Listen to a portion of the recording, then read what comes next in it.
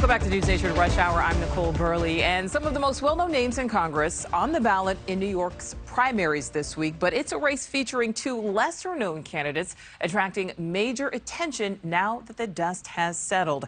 Democrats' Pat Ryan's apparent victory in the 19th district could be a bellwether for the midterms this November.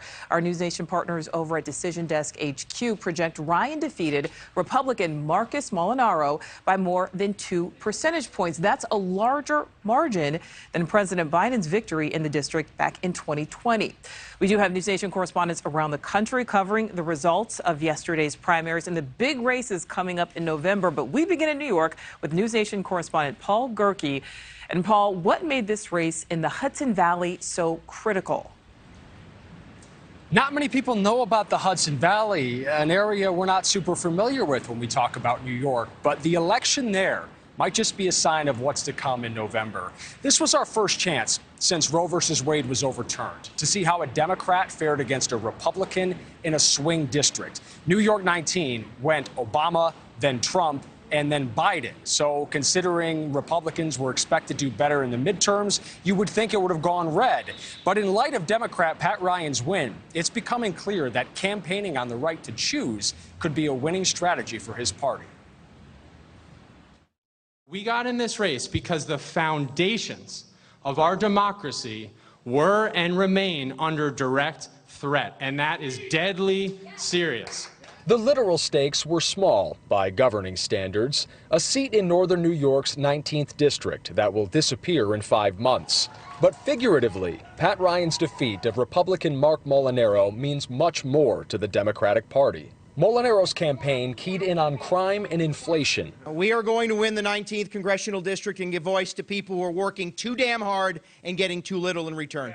Ryan focused on the overturning of Roe versus Wade, highlighted in his first television ad. And freedom includes a woman's right to choose. How can we be a free country if the government tries to control women's bodies? Ryan trailed Molinaro by 14 points in early polls. That deficit was down to 3 by June, and days after the constitutional right to an abortion was overturned later that month, Ryan pulled ahead. This is not what America stands for. He joins other Democrats who have polled better and raised more money since the Supreme Court's decision. According to Scott Tranter of NewsNation's Decision Desk, it will be a focus, if not the focus, in the midterms. Abortion is important, and we've seen that in polling. We see that in the specific election last night. But these fall elections generally are about macro things like inflation, the economy, those types of things. Yet few issues are as transcendent as bodily autonomy, and reproductive rights have been a focal point of races across the country. Classically conservative Kansas voted against a proposal to ban the procedure last month.